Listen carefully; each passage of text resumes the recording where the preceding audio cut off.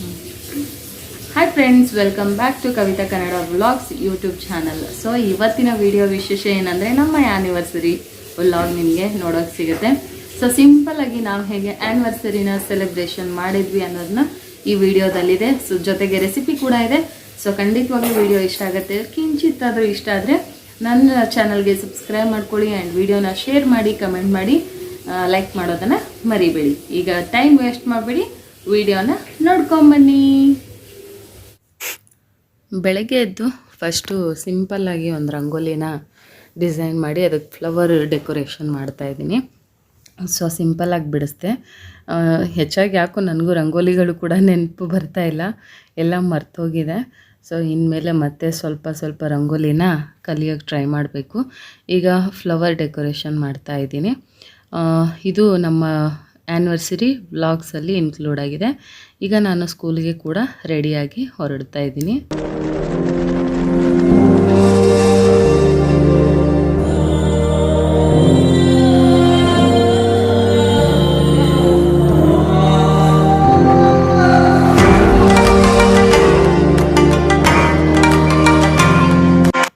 ಈಗ ಒಂದು ರೈಸ್ ಬಾತ್ ರೆಸಿಪಿನ ನೋಡ್ಕೊಂಬರೋಣ. ಇದು ಶಿವೋರಿಗೆ ಮೋಸ್ಟ್ ಫೇವ್ರೇಟ್ ರೆಸಿಪಿ. 1 ಟೇಬಲ್ ಸ್ಪೂನಷ್ಟು ತುಪ್ಪ, 1-2 ಟೇಬಲ್ ಸ್ಪೂನಷ್ಟು ಆಯಿಲ್ ಹಾಕ್ಕೊಂಡು ಚೆನ್ನಾಗಿ ಬಿಸಿ ಆದಮೇಲೆ ಎಲ್ಲ ಹಿಡಿ ಮಸಾಲ ಹಾಕ್ಕೊಳ್ತಾ ಇದ್ದೀನಿ. ಸ್ಪೈಸಸ್ಗಳನ್ನು, ಕರಿಬೇವು ಸ್ವಲ್ಪ, 1 ದಪ್ಪ ಈರುಳ್ಳಿನ ಉದ್ದದ ಕಟ್ ಮಾಡಿ ಹಾಕ್ಕೋತಾ ಇದ್ದೀನಿ. 2 ಹಸಿಮೆಣ್ಸಿನ್ಕಾಯಿ ಹಾಕ್ಕೊಂಡು ಚೆನ್ನಾಗಿದ್ದು ಕಂದು ಬಣ್ಣ ಬರೋವರೆಗೂ ಇದನ್ನು ಫ್ರೈ ಮಾಡ್ಕೊಳ್ಬೇಕು. ಹಸಿ ವಾಸನೆ ಹೋಗೋವರೆಗೂ ಹುರ್ಕೊಳ್ಬೇಕು. 1 ಟೇಬಲ್ ಸ್ಪೂನಷ್ಟು ಶುಂಠಿ ಬೆಳ್ಳುಳ್ಳಿ ಪೇಸ್ಟ್ ಸಹ ನಾನು ಹಾಕ್ಕೊಳ್ತಾ ಇದ್ದೀನಿ. ಶುಂಠಿ ಬೆಳ್ಳುಳ್ಳಿ ಪೇಸ್ಟ್ ಹಸಿ ವಾಸನೆ ಹೋಗೋವರೆಗೂ ಫ್ರೈ ಆಗಬೇಕು. ಆ್ಯಂಡ್ ಈಗ ಹಾಕ್ತಾ ಇರೋ ಮಸಾಲೆ, 1 ಹಿಡಿ ಪುದೀನ, 1 ಹಿಡಿ ಕೊತ್ತಂಬರಿ ಸೊಪ್ಪು, 6-7 ಖಾರಕ್ಕೆ ಅನುಸಾರವಾಗಿ ಮೆಣಸಿನ್ಕಾಯಿನ ಹಾಕಿ ಸ್ವಲ್ಪ ನೀರು ಹಾಕಿ ರುಬ್ಕೊಂಡಿದ್ದೆ. ಆ್ಯಂಡ್ ಆ ಪೇಸ್ಟ್ ಕೂಡ ಸೇರಿಸ್ಕೊಂಡು ಈಗ ರುಚಿಗೆ ತಕ್ಕಷ್ಟು ಉಪ್ಪು, ಅರಿಶಿನ ಒಂದೇ 1 ಪಿಂಚ್ ಅಷ್ಟು ಹಾಕ್ಕೊಳ್ತಾ ಇದ್ದೀನಿ, ಜಸ್ಟ್ ಕಲರ್ಗೋಸ್ಕರ. ಸೊ ಹಾಗಾಗಿ ಇಲ್ಲ ಜಾಸ್ತಿ ಇದಕ್ಕೆ ಹಾಕೋಬಾರ್ದು. ನಾನು ಗ್ರೀನಾಗಿ ಪಲಾವ್ ಮಾಡ್ಕೊಳ್ತಾ ಇರೋದ್ರಿಂದ ಈ ರೀತಿ ಕಡಿಮೆ ಹಾಕ್ಕೊಳ್ತಾ ಇದ್ದೀನಿ. 1 ಟೊಮ್ಯಾಟೊ ಜಾಸ್ತಿ ಹಾಕ್ಕೊಳ್ಬಾರ್ದು, ಕಮ್ಮಿ ಇರಬೇಕು. ಮಶ್ರೂಮ್ ಸೇರಿಸ್ಕೊತಾ ಇದ್ದೀನಿ, ಮತ್ತು ಕಾಬೂಲ್ ಕಡಲೆಕಾಳು ನೆನೆಸಿಟ್ಕೊಂಡು ಸೇರಿಸ್ಕೊತಾ ಇದ್ದೀನಿ. ಸ್ವೀಟ್ ಕಾರ್ನ್ ಇದಿಷ್ಟು ಹಾಕಿ ಮಾಡೋದ್ರಿಂದ ಒಂಥರ ಡಿಫ್ರೆಂಟ್ ಟೇಸ್ಟ್ ಇರುತ್ತೆ. 1 tablespoon garam masala, 1 tablespoon jeera powder, ಚೆನ್ನಾಗಿ ಇದನ್ನು ಮಿಕ್ಸ್ ಮಾಡ್ಕೊಳ್ಬೇಕು. ಈಗ 1-2-3 ಟೇಬಲ್ ಸ್ಪೂನಷ್ಟು ಮೊಸರು ಹಾಕೋದ್ರಿಂದ ಒಂಥರ ಎಕ್ಸ್ಟ್ರಾ ಫ್ಲೇವರ್, ಬಿರಿಯಾನಿ ಫ್ಲೇವರ್ ಬರುತ್ತೆ. ಸೊ ಖಂಡಿತ ನೀವು ಟ್ರೈ ಮಾಡಿ ಈ ಥರ ಒಂದು ಸಲ ಮಾಡೋಕ್ಕೆ. ಅಕ್ಕಿನ ಬಿಫೋರ್ 10 ಮಿನಿಟ್ಸ್ ನಾನು ಯಾವಾಗಲೂ ರೈಸ್ ಬಾತ್ಗಳಿಗೆ ಚೆನ್ನಾಗಿ ತೊಳೆದ್ಬಿಟ್ಟು ನೆನೆಯಕ್ಕೆ ಇಟ್ಟಿರ್ತೀನಿ. ಆ ರೈಸ್ನ ಈಗ ಸೇರಿಸ್ಕೊಂಡು ಚೆನ್ನಾಗಿ ಮಿಕ್ಸ್ ಮಾಡ್ಕೊಳ್ತಾ ಇದ್ದೀನಿ. ನೋಡ್ತಾ ಇರ್ಬೋದು, ಈಗ ಯಾವುದೇ ರೀತಿ ನೀರು ಸೇರಿಸಿಲ್ಲ, ಹಾಗೆ ಸ್ವಲ್ಪ ಹೊತ್ತು ಇದನ್ನ ಕುದಿಯೋಕ್ಕೆ ಬಿಡ್ತೀನಿ. ಈಗ 1 ರೌಂಡ್ ಇದು ಕುದ್ದಿದೆ, ಆವಾಗ ಅನ್ನ ಉದುರುದ್ರಾಗಿ ರೈಸ್ ಬಾತ್ ಚೆನ್ನಾಗಿ ಬರುತ್ತೆ. ಹಾಗಾಗಿ ಸ್ವಲ್ಪ ನಿಂಬೆಹಣ್ಣು, ಅರ್ಧ ಹೋಳಷ್ಟು ನಿಂಬೆಹಣ್ಣು ಸಹ ಸೇರಿಸ್ಕೊತಾ ಇದ್ದೀನಿ. ಮತ್ತು 1.5 ಲೋಟ ಅಕ್ಕಿದು ಹತ್ತತ್ರ 2-2.5 ಲೋಟ ನೀರನ್ನು ಸೇರಿಸ್ಕೊಂಡು ಇದನ್ನು ಚೆನ್ನಾಗಿ ಮಿಕ್ಸ್ ಮಾಡ್ಕೊಳ್ತಾ ಇದ್ದೀನಿ.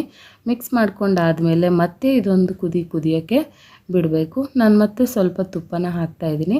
ಸ್ವಲ್ಪ ತುಪ್ಪ ಹಾಕೋದ್ರಿಂದ ಏನಾದರೂ ಹೆಚ್ಚು ಕಡಿಮೆ ಆಗಿದ್ದರೂ ಸಹ ಬ್ಯಾಲೆನ್ಸ್ ಮಾಡುತ್ತೆ. ಲಾಸ್ಟಲ್ಲಿ ಕಸ್ತೂರಿ ಮೇಥಿ, ಇದು ಒಂದು ಒಳ್ಳೆ ಫ್ಲೇವರ್ ಕೊಡುತ್ತೆ. ಕಸ್ತೂರಿ ಮೇಥಿ ಮಿಸ್ ಮಾಡಿದೆ ನೀವು ಕಸ್ತೂರಿ ಮೇಥಿನ ಸೇರಿಸಿ. ಆ್ಯಂಡ್ ಮತ್ತೆ ಒಂದು ಕುದಿಯೋಕ್ಕೆ ಬಿಡಬೇಕು. ನೋಡಿ, ಈ ರೀತಿ ಕುದಿಯೋವಾಗ ಲೀಡ್ ಕ್ಲೋಸ್ ಮಾಡಿ 2 ವಿಸಲ್ ತೆಗಿಸ್ಬೇಕು. ಇದನ್ನು ಎಲ್ಲೂ ಹೊರಗಡೆ ಊಟಕ್ಕೆ ಹೋಗ್ತಾ ಇಲ್ಲ, ಮನೆಯಲ್ಲೇ ಅಡುಗೆ ಮಾಡ್ಕೊಂಡು ತಿಂತಾ ಇದ್ದೀವಿ.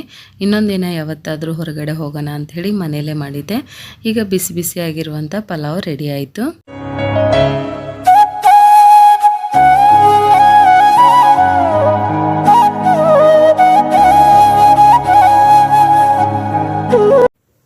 ಬರೀ ಪಲಾವ್ ಅಷ್ಟೇ ಚೆನ್ನಾಗಿರಲ್ಲ ಅಂಥೇಳಿ ಇದಕ್ಕೆ ಒಂದು ಮೊಸರು ಬಜ್ಜಿ ಕೂಡ ಮಾಡ್ಕೊಳ್ತಾ ಇದ್ದೀನಿ. ಅರ್ಧ ಲೀಟ್ರ್ ಮೊಸರು, 1 ಸೌತೆಕಾಯಿನ ಸಣ್ಣ ಕಟ್ ಮಾಡಿಬಿಟ್ಟು ಹಾಕ್ಕೊಳ್ತಾ ಇದ್ದೀನಿ, 1 ಈರುಳ್ಳಿನ ಸಣ್ಣಗೆ ಚಾಪ್ ಮಾಡಿ ಹಾಕ್ಕೊಳ್ತಾ ಇದ್ದೀನಿ.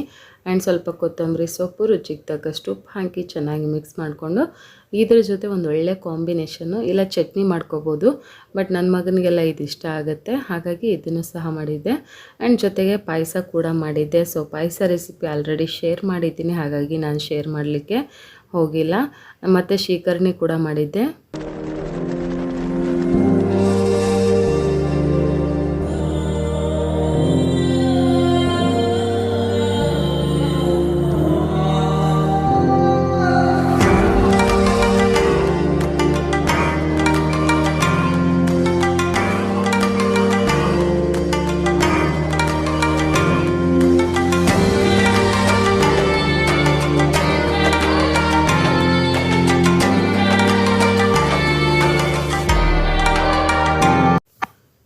ನಾವೇನು ಕಸ್ಟಮೈಸ್ ಮಾಡ್ಸೋಕ್ಕೆ ಹೋಗಿರಲಿಲ್ಲ. ನಮ್ಮ ಫ್ರೆಂಡ್ ಅಂಗಡಿಯಲ್ಲೇ ನಮ್ಮ ಆ್ಯನಿವರ್ಸರಿ ಕೇಕ್ನ ಈ ರೀತಿ ರೆಡಿ ಇರೋದನ್ನೇ ತೊಗೊಂಡ್ಬಿಟ್ಟು ಅವ್ರ ಅಂಗಡಿಯಲ್ಲೇ ನಾವು ಸೆಲೆಬ್ರೇಷನ್ ಕೂಡ ಮಾಡ್ಕೊಂಡ್ವಿ. ಸೊ ಅಲ್ಲಿ ಒಂದು ಚಿಕ್ಕದಾಗಿ ಸ್ಪೇಸ್ ಇದೆ ಡೆಕೋರೇಷನ್ಗೆಲ್ಲ, ತುಂಬಾ ಚೆನ್ನಾಗಿದೆ. ಗಿರಿನಗರ ಸರೌಂಡಿಂಗ್ ಯಾರಾದರೂ ಇದ್ದರೆ ಕೇಕ್ ಸ್ಟೋರೀಸ್ ಅಂತ ಅವರ ಅಂಗಡಿ ಹೆಸರು. ನೀವು ಅಲ್ಲಿ PS ಕಾಲೇಜ್ ಎದುರುಗಡೆ ಬರುತ್ತೆ. ಸೊ ಖಂಡಿತವಾಗ್ಲೂ ವಿಸಿಟ್ ಕೊಡಿ. ನೋಡಿ, ಈ ಥರ ಡೆಕೋರೇಷನ್ಸ್ ಕೂಡ ಇರುತ್ತೆ ನಿಮಗೆ ಫ್ರೀ ಆಫ್ ಕಾಸ್ಟಲ್ಲಿ. ನೀವು ಅಲ್ಲೇ ಡೆಕೋರೇಷನ್ ಇರುತ್ತೆ, ನೀವು ಸೆಲೆಬ್ರೇಷನ್ ಕೂಡ ಮಾಡ್ಕೋಬೋದು. ವೆರೈಟಿ ಆಫ್ ಕೇಕಸ್ ಅವರು ಬೇಕ್ ಮಾಡ್ತಾರೆ, ತುಂಬಾ ಚೆನ್ನಾಗಿರುತ್ತೆ, ಮೈಲ್ಡಾಗಿರುತ್ತೆ, ತುಂಬ ಟೇಸ್ಟಿಯಾಗಿರುತ್ತೆ. ಯಾವುದೇ ರೀತಿ ಆರ್ಟಿಫಿಷಿಯಲ್ ಕಲರ್ಗಳನ್ನು ಬಳಸಲ್ಲ, ತುಂಬ ನ್ಯಾಚುರಲ್ ಆಗಿ ಅವರು ಕೇಕನ್ನು ರೆಡಿ ಮಾಡ್ತಾರೆ. ತುಂಬ ಚೆನ್ನಾಗಿದೆ, ಹೈಜಿನ್ ಆಗಿದೆ ಅಂಗಡಿ ಕೂಡ. ನೀವು ಖಂಡಿತವಾಗ್ಲೂ ಈ ಸರೌಂಡಿಂಗ್ ಯಾರಾದರೂ ನೋಡ್ತಾ ಇದ್ದರೆ ಕೇಕ್ ಸ್ಟೋರೀಸ್ ಅಂಥೇಳಿ ಅವರ ಅಂಗಡಿ ಹೆಸರು. ಸೊ PS ಕಾಲೇಜ್ ಎದುರುಗಡೆನೇ ಸಿಗುತ್ತೆ, ಬಂಗಾರಪೇಟೆ ಚಾಟ್ಸ್ ಪಕ್ಕದಲ್ಲೇ ಇವ್ರ ಅಂಗಡಿ ಇರೋದು. ಮತ್ತು ಇಲ್ಲಿ ಅನ್ಲಿಮಿಟೆಡ್ ಕೇಕ್ ಕೂಡ ನಿಮಗೆ ಸಿಗುತ್ತೆ ತಿನ್ನಲಿಕ್ಕೆ. 4 ಫ್ಲೇವರು 99 ರುಪೀಸ್ಗೆ. ಶೇರ್ ಮಾಡೋ ಹಾಗಿಲ್ಲ, ಪಾರ್ಸೆಲ್ ತೊಗೊಂಡೋಗೋ ಹಾಗಿಲ್ಲ, ಒಬ್ಬರೇ ಅಲ್ಲಿ ಎಷ್ಟು ಬೇಕಾದರೂ ಕೇಕನ್ನು ಕೂಡ ನೀವು ತಿನ್ಬೋದು. ಆ ಆಫರ್ ಕೂಡ ಅವರು ಕೊಟ್ಟಿದ್ದಾರೆ. ಸರೌಂಡಿಂಗ್ ಯಾರಾದರೂ ಇದ್ದರೆ ಖಂಡಿತವಾಗ್ಲೂ ವಿಸಿಟ್ ಮಾಡಿ. ನೋಡ್ತಾ ಇರ್ಬೋದು, ಅಷ್ಟೇ ಸಿಂಪಲಾಗಿ ಎಷ್ಟು ಚೆನ್ನಾಗಿ ಕಾಣಿಸ್ತಾ ಇದೆ. ಹಿಂದೆ ಬ್ಯಾಕ್ಗ್ರೌಂಡ್ ಆಗಿರ್ಬೋದು, ತುಂಬಾ ಪ್ರೀತಿಯಿಂದ ತುಂಬ ರೆಸ್ಪೆಕ್ಟ್ಫುಲ್ಲಾಗಿ ಕಸ್ಟಮರ್ಸ್ನ ನೋಡ್ಕೊಳ್ತಾರೆ. ಸೊ ಖಂಡಿತವಾಗ್ಲೂ ವಿಸಿಟ್ ಮಾಡಿ. ಒಂದ್ಸಲ ಅಲ್ಲಿ ಟೇಸ್ಟ್ ಮಾಡಿದರೆ ನೀವು ಖಂಡಿತವಾಗ್ಲೂ ಕಳೆದೋಗ್ತೀರಾ. ನಾವು ರೆಡ್ ವೆಲ್ವೆಟ್ ಕೇಕ್ ತೊಗೊಂಡಿದ್ವಿ, ತುಂಬಾ ಚೆನ್ನಾಗಿತ್ತು. ಸೊ ನಾವು ಎಲ್ಲ ಫ್ಲೇವರ್ ಆಲ್ರೆಡಿ ಅಲ್ಲಿ ನಮ್ಮ ಫ್ರೆಂಡ್ದೇ ಅಂಗಡಿ ಇರೋದ್ರಿಂದ ಎಲ್ಲ ಫ್ಲೇವರ್ನು ನಾವು ಆಲ್ರೆಡಿ ಒಂದು ಸಲ ಟೇಸ್ಟ್ ಮಾಡಿದ್ದೀವಿ. ಅದಕ್ಕಾಗಿ ನಾನು ಹೇಳ್ತಾ ಇದ್ದೀನಿ, ಸರೌಂಡಿಂಗ್ ಯಾರಾದರೂ ಇದ್ದರೆ ಒಂದು ಸಲ ಒಂದು ಅಂಗಡಿಗೆ ನೀವು ವಿಸಿಟ್ ಕೊಡಿ. ಮತ್ತು ಅವರು ಇನ್ಸ್ಟಾಗ್ರಾಮ್ ID ಕೂಡ ಇದೆ ಅಂತೆ, ಕೇಕ್ ಸ್ಟೋರೀಸ್ ಅಂತೇಳಿ.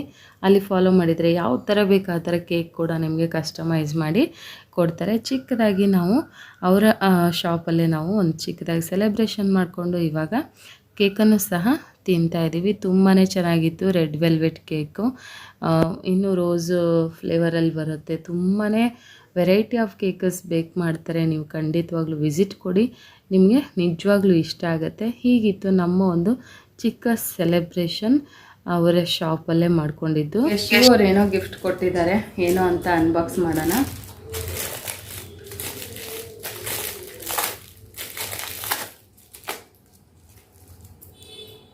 ಐ ಥಿಂಕ್ ಬಾಕ್ಸ್ ನೋಡಿದರೆ ವಾಚ್ ಥರ ಅನಿಸ್ತಾ ಇದೆ.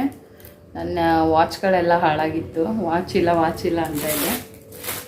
ಬಹುಶಃ ವಾಚ್ ಇರ್ಬೋದು.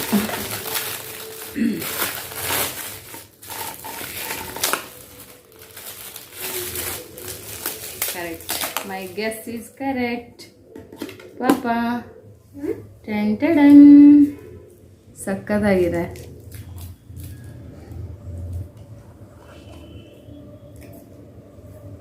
ತುಂಬ ಚೆನ್ನಾಗಿದೆ, ಸಕ್ಕತ್ತಾಗಿದೆ ವಾಚ್. Water proof. ಅದರಲ್ಲಿ ಇದಿದೆ, ಏನಂತಾರದಕ್ಕೆ, ಇದನ್ನ ಇಟ್ಕೊಂಡಿರ್ಬೇಕಲ್ಲ, ಏನಾರಾದ್ರೂ ಎಕ್ಸ್ಚೇಂಜ್ ಮಾಡ್ಕೊಡ್ತಾರೆ. ತುಂಬ ಚೆನ್ನಾಗಿದೆ ಶಿವ್, ಥ್ಯಾಂಕ್ ಯು. ಸಖತ್ತಾಗಿದೆ, ಇಷ್ಟ ಆಯಿತು. ಸ್ಟೋನ್ಸು ಎಲ್ಲ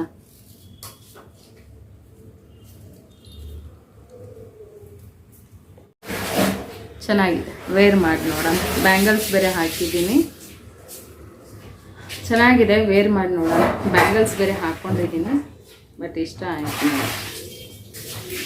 ಹಾಗೆ ಹಿಡಿದು ನೋಡೋಣ.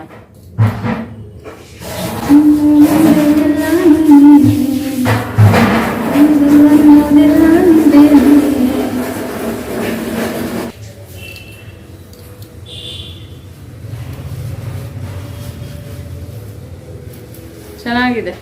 ಈ ಅದ್ದೂರಿಯಾಗಿ ಸೆಲೆಬ್ರೇಟ್ ಮಾಡ್ಕೋತೀವಿ ಅನ್ನೋದು ಇಂಪಾರ್ಟೆಂಟ್ ಅಲ್ಲ, ಎಷ್ಟು ಅದ್ದೂರಿಯಾಗಿ ನಾವು ಒಬ್ಬರನ್ನೊಬ್ಬರು ಅರಿತ್ಕೊಂಡು ಬಾಳ್ತೀವಿ, ಅಥವಾ ಎಷ್ಟು ಅದ್ದೂರಿಯಾಗಿ ಒಬ್ರಿಗೊಬ್ಬರ ಜೊತೆಯಾಗಿ ನಿಲ್ತೀವಿ. ಕಷ್ಟ ಆಗಲಿ ಸುಖ ಆಗಲಿ, ಹೇಗೆ ನಾವು ಅವರಿಗೆ ಬೆನ್ನೆಲುಬಾಗಿ ನಿಂತ್ಕೋತೀವಿ, ಹೇಗೆ ಸಾಥ್ ಕೊಡ್ತೀವಿ ಅನ್ನೋದು ಕೂಡ ಇಂಪಾರ್ಟೆಂಟ್ ಆಗುತ್ತೆ. ಅವರು ಹೆಚ್ಚಾಗಿ ಕ್ಯಾಮ್ರಾ ಮುಂದೆ ಬಂದು ಮಾತಾಡೋಕೆ ಅಷ್ಟು ಇಷ್ಟಪಡಲ್ಲ. ನೀವು ನ್ಯಾಚುರಲಾಗಿ ಮೈ ಕೊಟ್ಬಿಟ್ಟು ಕೂಡಿಸ್ಬಿಟ್ರೆ ಗಂಟೆಗಟ್ಟಲೆ ಮಾತಾಡ್ತಾರೆ. ಬಟ್ ಅವ್ರ ಮಾತನ್ನು ಅವ್ರು ಹೇಳಿದರು, ನನ್ನ ಮಾತನ್ನು ನಾನು ಹೇಳಬೇಕು. ಒಂದು ಖಾಲಿ ಹಾಳೆ ಹೇಗಿರುತ್ತೋ, ನಾನು ನನ್ನ ಮದುವೆಗೆ ಮುಂಚೆ ನಾನು ಹಾಗಿದ್ದಿದ್ದು. ನನಗೆ ಸಿಕ್ಕಾಪಟ್ಟೆ ಕೋಪ ಇತ್ತು, ತಾಳ್ಮೆ ಇರಲಿಲ್ಲ. ಆ್ಯಂಡ್ ಓದಿದ್ದೆ, ಬಟ್ ಜೀವನದ ಒಂದು ನೆಲೆ ಕೂಡ ಕಂಡ್ಕೊಂಡಿರಲಿಲ್ಲ. ಪ್ರತಿಯೊಬ್ಬ ಗಂಡಸರು ಇದೇ ಥರ ಯೋಚನೆ ಮಾಡಿದರೆ, ನಮ್ಮ ಮನೆಯವ್ರ ಥರ ಯೋಚನೆ ಮಾಡಿದರೆ, ಒಂದು ಹೆಣ್ಣಿನ ಯಶಸ್ಸಿನ ಹಿಂದೆ ಒಂದು ಗಂಡು ಕೂಡ ಯಾವಾಗಲೂ ಸ್ಫೂರ್ತಿಯಾಗಿರ್ತಾರೆ. ಯಾವಾಗಲೂ ಹೇಳ್ತಾರೆ ಗಂಡನ ಯಶಸ್ಸಿನ ಹಿಂದೆ ಒಂದು ಹೆಣ್ಣಿರುತ್ತೆ ಅಂತ. ಸೊ ಹಾಗೆ ಒಂದು ಹೆಣ್ಣು ಮಗಳ ಯಶಸ್ಸಿನ ಹಿಂದೆ ಒಬ್ಬ ಗಂಡಸು ಇರ್ತಾರೆ, ಅವರು ಸ್ಫೂರ್ತಿಯಾಗಿರ್ತಾರೆ ಅನ್ನೋದಕ್ಕೆ ನಮ್ಮ ಮನೆಯವರು ಉದಾಹರಣೆ. ಯಾಕಂದರೆ ನಾನು ಡಿಗ್ರಿ ಅಷ್ಟೇ ಮುಗಿಸಿದ್ದು. ಅದಾದಮೇಲೆ ಈಗಲೂ ಅಷ್ಟೇ ಓದೋಕ್ಕೆ ಎಷ್ಟು ಇನ್ಸ್ಪೈರ್ ಮಾಡ್ತಾರೆ, ಸ್ಫೂರ್ತಿ ಮಾಡ್ತಾರೆ. ಇನ್ನೂ ನಾನೇ ಇಂಟ್ರೆಸ್ಟ್ ಕೊಟ್ಟು ಓದೋಕ್ಕಾಗ್ತಾ ಇಲ್ಲ. ಈ ಕೆಲಸದ ಗಡಿಬಿಡಿಗಳಲ್ಲಿ ತುಂಬ ಅವ್ರನ್ನ ಈಗಲೂ PSI ಆಗ್ತೀಯಾ, ಆಗು, ಏನು ಬೇಕಾದರೂ ಅಚೀವ್ ಮಾಡು ಅಂಥೇಳಿ ಈ ಥರ ಪ್ರೋತ್ಸಾಹ ಕೊಡೋ ಪ್ರತಿಯೊಬ್ಬ ಗಂಡ ಜೊತೆಗಿದ್ರೆ ಯಾವ ಹೆಣ್ಣು ಬೇಕಾದರೂ ಏನು ಬೇಕಾದರೂ ಸಾಧಿಸ್ತಾಳೆ. ಮತ್ತೆ ಹೊಗಳಿಕೆ ಅಲ್ಲ, ಇರು ನನ್ನ ಮನಸ್ಸಿನ ಮಾತು ಹೇಳ್ತಾ ಇರೋದು, ಹೊಗಳೋದಕ್ಕಂತಲ್ಲ. ಈಗ ಯೂಟ್ಯೂಬ್ಗೂ ಅಷ್ಟೇ, ಸೋಷಿಯಲ್ ಮೀಡಿಯಾ ಅಂದರೆ ಯಾರೋ ಒಬ್ಬರು ಕೆಟ್ಟದಾಗ ಕಮೆಂಟ್ ಹಾಕ್ಬೋದು ಅಥವಾ ಇನ್ನೇನೋ ಆಗುತ್ತೆ, ಆ ಥರದ್ದೆಲ್ಲ ನಡೆಯುತ್ತೆ. ಅದಕ್ಕೂ ಕೂಡ ಅವ್ರು ನಂಗೆ ಸ್ಫೂರ್ತಿ ಕೊಡ್ತಾರೆ, ಮಾಡು, ಚೆನ್ನಾಗಿ ಮಾಡ್ತಾ ಇದೆಯಾ ಅಂತೇಳಿ ಮೋಟಿವೇಟ್ ಮಾಡ್ತಾರೆ. ಅವರು ಮುಂದೆ ಕಾಣಿಸ್ಕೊಳ್ಳಲ್ಲ, ಬಟ್ ಹಿಂದೆ ಅವ್ರದ್ದು ಶ್ರಮ ಇದೆ. ನನ್ನ ಯಶಸ್ಸಿನ ಹಿಂದೆ ಅವ್ರ ಶ್ರಮ ತುಂಬ ಇದೆ, ಸಪೋರ್ಟ್ ಮಾಡ್ತಾರೆ. ಹಾಗಾಗಿ ನನ್ನ ಒಂದು ಸಕ್ಸಸ್ಸಿಗೆ ಈ ಗಂಡ ಕಾರಣ. ಸೊ 10 ವರ್ಷದ ಒಂದು ಸಂಸಾರ ಖುಷಿಯಾಗಿತ್ತು. ನನಗೆ ಇವರಲ್ಲಿ ಇಷ್ಟ ಆಗುವಂಥ ಗುಣ ಏನಂದರೆ, ಪಾಂಡಿತ್ಯ ಇದೆ, ಬಟ್ ಅದನ್ನು ಎಲ್ಲೂ ಎಕ್ಸ್ಪ್ರೆಸ್ ಮಾಡೋಕ್ಕೋಗಲ್ಲ. ನಾನು ಇಷ್ಟು ಓದ್ಕೊಂಡಿದ್ದೀನಿ, ಅಷ್ಟು ಓದ್ಕೊಂಡಿದ್ದೀನಿ, ನನಗೆ ಗೊತ್ತು, ಅದು ಇದು ಅಂತಲ್ಲ. ಚೆನ್ನಾಗಿ ತಿಳ್ಕೊತಾರೆ, ಇನ್ನೊಬ್ರ ಹತ್ರ ತಿಳ್ಕೊತಾರೆ. ಆ ಒಂದು ಗುಣ ತುಂಬ ಇಷ್ಟ ಆಗುತ್ತೆ. ಮತ್ತು ತುಂಬ ಪ್ರೀತಿಸ್ತಾರೆ, ಎಕ್ಸ್ಪ್ರೆಸ್ ಮಾಡೋಕ್ಕೆ ಬರಲ್ಲ ಅವರಿಗೆ, ಅದು ಗೊತ್ತಿರೋ ವಿಷಯ. ಇಲ್ಲೂ ನೋಡ್ತಾ ಇರ್ಬೋದು, ನೋಡಿ ಕಲ್ತರ ಕೂತಿದ್ದಾರೆ, ನಾನೇ ಮಾತಾಡ್ತಾ ಇದ್ದೀನಿ. ನಾನು ಸ್ವಲ್ಪ ಮಾತು ಜಾಸ್ತಿ, ಅವ್ರ ಮಾತು ಕಮ್ಮಿ. ಇಬ್ಬರು ಡೆಡ್ ಆಪೋಸಿಟ್ ಅಂದರೆ ಡೆಡ್ ಆಪೋಸಿಟು. ಫುಡ್ ಟೇಸ್ಟ್ ಆಗಿರ್ಬೋದು, ಸ್ಟೈಲ್ ಆಗಿರ್ಬೋದು. ಸಾತ್ವಿಕ, ನಾನು ಸನ್ಯಾಸಿ ಹಾಗೆ ಬದುಕ್ತೀನಿ, ಇವಳು ಸಂಸಾರಿ ಹಾಗೆ ಬದುಕ್ತಾಳೆ. ಫುಡ್ಡಲ್ಲಿ ಎಲ್ಲದರಲ್ಲಿ ಪ್ರತಿಯೊಂದರಲ್ಲೂ ಕೂಡ ನಾವಿಬ್ಬರದು ಟೇಸ್ಟ್ ಡಿಫ್ರೆಂಟ್. ನಾನು ಬಟ್ಟೆ ಹಾಕೋ ಸ್ಟೈಲ್ ಡಿಫ್ರೆಂಟು, ಅವ್ರ ಬಟ್ಟೆ ಹಾಕೋ ಸ್ಟೈಲ್ ಡಿಫ್ರೆಂಟು. ಬಟ್ ಯಾವತ್ತೂ ಅವ್ರು ನನಗೆ ರಿಸ್ಟ್ರಿಕ್ಟ್ ಮಾಡಿಲ್ಲ, ನಾನು ಅವ್ರಿಗೂ ಕೂಡ ಇಂಥದ್ದೇ ಹಾಕಬೇಕು ಅಂತದ್ದೇ. ಅವ್ರು ಪಂಚೆ ಉಟ್ಕೊಂಡು ನನ್ನ ಜೊತೆಗೆ ಬಂದರು, ನಾನು ಮಾಡರ್ನ್ ಆಗಿದ್ರು, ನಾನು ಬೇಜಾರು ಮಾಡ್ಕೊಂಡಿಲ್ಲ. ಅದು ಅವ್ರ ಖುಷಿಗೆ ಅವ್ರು ಹಾಕೋದು, ಅದು ಅವ್ರ ಇಷ್ಟ. ಯಾಕಂದರೆ ಕೆಲವೊಂದು ನಾವು ರಿಸ್ಟ್ರಿಕ್ಟ್ ಮಾಡೋಕ್ಕೆ ಹೋಗಬಾರ್ದು. ಅವರು ನಮ್ಮನ್ನು ಎಷ್ಟು ಫ್ರೀ ಆಗಿಬಿಡ್ತಾರೋ ನಾವು ಕೂಡ ಅವರನ್ನು, ಅವರು ಇಷ್ಟ, ನಂಬಿಕೆ ವಿಶ್ವಾಸ ಬಹಳ ಮುಖ್ಯ ಅಲ್ವಾ ಸಂಸಾರದಲ್ಲಿ. ಈಗ ಸಾಕು ವಿಶ್ವಾಸದ ಬಗ್ಗೆ ಸಂಸಾರದಲ್ಲಿ ಅದು ನಿಜ. ಒಂದು ಗಂಡಾಗಲಿ ಹೆಂಡತಿ ಆಗಲಿ ಅಪಾರವಾದ ನಂಬಿಕೆ ಇದ್ದರೆ ಮಾತ್ರ ಆ ಸಂಸಾರ ಉಳಿಯೋಕ್ಕೆ ಸಾಧ್ಯ. ಕರೆಕ್ಟಾ? ಹೌದೌದು. ಹೌದೌದಲ್ಲ. ಮತ್ತೆ ಹೇಳಿ ಏನಾದ್ರು. ಆತ್ಮೀಯರೇ, ಎಲ್ರಿಗೂ ನಮಸ್ಕಾರ. ಇವತ್ತು ನಮ್ಮ ವೈವಾಹಿಕ ಜೀವನದ 10 ವರ್ಷಗಳ ವಾರ್ಷಿಕೋತ್ಸವ. 10 ವರ್ಷಗಳನ್ನು ಕಳೆದು ಬಿಟ್ವಿ ಸಂಸಾರದಲ್ಲಿ. ಬಹಳ ಸುಂದರವಾದಂತಹ ಕ್ಷಣಗಳನ್ನು ನಾವು ಜೀವನದಲ್ಲಿ ಕಂಡುಕೊಂಡ್ವಿ. ನಾನು ಯಾವುದಕ್ಕೂ ಕೂಡ ಕಾಂಪ್ರಮೈಸ್ ಆಗೋದಿಲ್ಲ.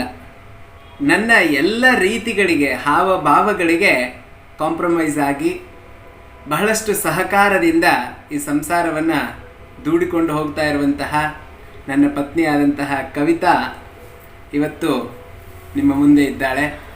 ಅವಳಿಗೆ ನಮ್ಮ ಸಂಸಾರಕ್ಕೆ ಒಳ್ಳೆಯದಾಗಲಿ ಅಂತ ನೀವೆಲ್ಲರೂ ಶುಭ ಹಾರೈಸ್ತೀರಿ ಅಂತ ನಾನು ಭಾವಿಸ್ತೀನಿ. ಧನ್ಯವಾದಗಳು. ಓಕೆ, ನನ್ನಲ್ಲಿ ಇಷ್ಟ ಆಗೋ ಗುಣಗಳು ಯಾವುದಾದ್ರು ಹೇಳು. ಅದನ್ನು ಆಮೇಲೆ ಹೇಳ್ತೀನಿ. ಇಲ್ಲಿ ಸೊ ಇಷ್ಟೊತ್ತು ಕೇಳಿದ್ರಲ್ಲ, ಒಂದು ಸಣ್ಣ ಹಿತ ನೋಡಿ ಅಂದ್ಕೊಳ್ತೀವಿ. ಸಂಸಾರದಲ್ಲಿ ಸಣ್ಣ ಪುಟ್ಟ ಗಲಾಟೆಗಳು, ತೊಂದರೆಗಳು, ಪ್ರಾಬ್ಲಮ್ಸು ಇದ್ದೇ ಇರುತ್ತೆ ಪ್ರತಿಯೊಬ್ಬರ ಜೀವನದಲ್ಲೂ. ಅದಿಲ್ಲ ಅಂದರೆ ಬರೀ ಯಾವಾಗಲೂ ಖುಷಿ ಇದ್ದರೆ ಅದು ಸಂಸಾರ ಅಂತ ಕರೆಸ್ಕೊಳ್ಳಲ್ಲ, ಯಾವಾಗಲೂ ದುಃಖ ಇದ್ದರೂ ಅದು ಸಂಸಾರ ಅಂತ ಕರೆಸ್ಕೊಳ್ಳಲ್ಲ. ಎಲ್ಲವೂ ನಮ್ಮ ಜೀವನದಲ್ಲಿ ಇರಬೇಕು, ಆವಾಗಲೇ ಒಂದು ಸಂಸಾರ ಚೆನ್ನಾಗಿರುತ್ತೆ. ನಾವು ಕೂಡ ಸಣ್ಣ ಪುಟ್ಟದ ಕಿತ್ತಾಡ್ತೀವಿ, ತಕ್ಷಣ ಸರಿ ಮಾಡ್ಕೊಳ್ತೀವಿ. ಏನಾರ ಅವ್ರ ಕಡೆಯಿಂದ ತಪ್ಪಾದರೆ ಅವ್ರು ಬಂದು ಸಾರಿ ಕೇಳ್ತಾರೆ, ನನ್ನ ಕಡೆಯಿಂದ ಏನಾದರೂ ತಪ್ಪಾಗಿದ್ರೆ ನಾನು ಕೂಡ ಸಾರಿ ಕೇಳ್ತೀನಿ.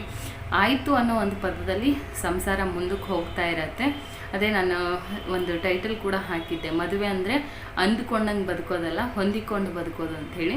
ನಾವು ಹೇಗೆ ಹೊಂದ್ಕೋತೀವೋ ಹಾಗೆ ಸಂಸಾರ ನಡೀತಾ ಇರುತ್ತೆ. ನಾವು ಹೊಂದ್ಕೊಳ್ಳೋ ರೀತಿಯಲ್ಲಿರುತ್ತೆ ಸಂಸಾರದಲ್ಲಿ. ಸಣ್ಣ ಪುಟ್ಟ ಮುನಿಸು, ಕೋಪ ಅದೆಲ್ಲ ಗಂಡ ಹೆಂಡತಿ ಅಂದಮೇಲೆ ಏನೋ ಒಂದು ಇರುತ್ತೆ.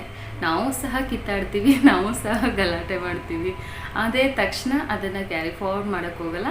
ನೆಕ್ಸ್ಟ್ ಒಬ್ರಿಗೊಬ್ಬರು ಸಾರಿ ಕೇಳ್ಕೊಂಡು ಮುಂದಕ್ಕೆ ಹೋಗ್ತಾ ಇರ್ತೀವಿ. ಇದು ಸಂಸಾರದಲ್ಲಿ ಇರಬೇಕಾದಂಥ ಮೂಲ. 10 ವರ್ಷ ಹೇಗೆ ಕಳೆದೋಯ್ತು ಅಂತ ಗೊತ್ತೇ ಆಗಲಿಲ್ಲ, ಅಷ್ಟು ಸುಲಭವಾಗಿ ಕಳೆದೋಯ್ತು. ಮದುವೆ ಅನ್ನೋದು ಒಂದು ಪ್ರತಿಯೊಬ್ಬರ ಜೀವನದಲ್ಲಿ ಅದೊಂದು ಕನಸು. ಸೊ ಆ ಕನಸು ಪರಿಪೂರ್ಣ ಆಗೋದು ಒಂದು ಮಗು, ಒಂದು ಕುಟುಂಬ ಚೆನ್ನಾಗಿ ನಡೆಯುವಾಗ ಆ ಕನಸಿಗೆ ಒಂದು ಅರ್ಥ ಅಂತ ಸಿಗುತ್ತೆ. ಸೊ ಒಂದು ಮುದ್ದಾದ ಮಗು ಇದೆಲ್ಲ ಸಿಕ್ಕಿರೋದು ನಮ್ಮ ಒಂದು ಸಂಸಾರ ಪರಿಪೂರ್ಣ ಅಂತ ಅನ್ನಿಸ್ತು. ಹಿಂಗೆ ನಿಮ್ಮೆಲ್ಲರ ಆಶೀರ್ವಾದ ಇರಲಿ. ಈಗ ರಾತ್ರಿ ಊಟ ಎಲ್ಲ ಬಡಿಸ್ಕೊಂಡು ಊಟನ ಮಾಡ್ತಾಯಿದ್ದೀವಿ. ಸೊ ಸೀಕರಣೆ ಕೂಡ ಮಾಡಿದ್ದೆ ಆಲ್ರೆಡಿ, ಅದನ್ನು ರೆಸಿಪಿ ಶೇರ್ ಮಾಡಿದ್ದೀನಿ, ಹಾಗಾಗಿ ಮತ್ತೆ ಶೇರ್ ಮಾಡೋಕ್ಕೆ ಹೋಗಿಲ್ಲ. ಪಾಯಸ, ಪಲಾವು, ಮೊಸರು ಬಜ್ಜಿ ಆ್ಯಂಡ್ ಶೀಕರಣೆ. ಇದು ನಮ್ಮ ವೆಡ್ಡಿಂಗ್ ಆ್ಯನಿವರ್ಸರಿ ಸ್ಪೆಷಲ್ ಊಟ ಆಗಿತ್ತು ನಮ್ಮ ಮನೆಯದು. ಸೊ ಹೇಗಿದೆ ಅಂಥೇಳಿ ಕಮೆಂಟ್ ಮಾಡಿ. ಇವತ್ತಿನ ವಿಡಿಯೋ ಇಷ್ಟ ಆಗಿದೆ ಅಂತ ಅಂದ್ಕೊಳ್ತೀನಿ. ನಮ್ಮ ಆ್ಯನಿವರ್ಸರಿ ವಿಡಿಯೋ ಹೇಗಿತ್ತು? ಆ್ಯನಿವರ್ಸರಿ ಚೆನ್ನಾಗಿತ್ತು. ನನ್ನ ಮಗನ ಜೊತೆ ಸೆಲೆಬ್ರೇಟ್ ಮಾಡೋದು ಖುಷಿ ಆಯಿತು ಅಲ್ವಾ ಬೇಬಿ? ನನ್ನ ಮಗ ಏನು ಗಿಫ್ಟ್ ಕೊಟ್ಟಿಲ್ಲ ನೋಡಿ ನಮಗೆ. ದೊಡ್ಡವನಾದ್ಮೇಲೆ ಕೊಡ್ತಾನಂತೆ. ಓಕೆ, ನೀನು ಒಂದು ದೊಡ್ಡ ಗಿಫ್ಟು ನಮಗೆ. Okay, bye friends, thank you for watching. ಹೀಗೆ ಸಪೋರ್ಟ್ ಮಾಡ್ತಾಯಿರಿ, ವಿಡಿಯೋನ ಹೆಚ್ಚೆಚ್ಚು ವಾಚ್ ಮಾಡ್ತಾಯಿರಿ. ಸಬ್ಸ್ಕ್ರೈಬ್ ಆಗದೆ ನೋಡ್ತಾಯಿದ್ರೆ ಸಬ್ಸ್ಕ್ರೈಬ್ ಮಾಡ್ಕೊಳ್ಳಿ. Thank you for watching. Bye. See you again. Next vlogs.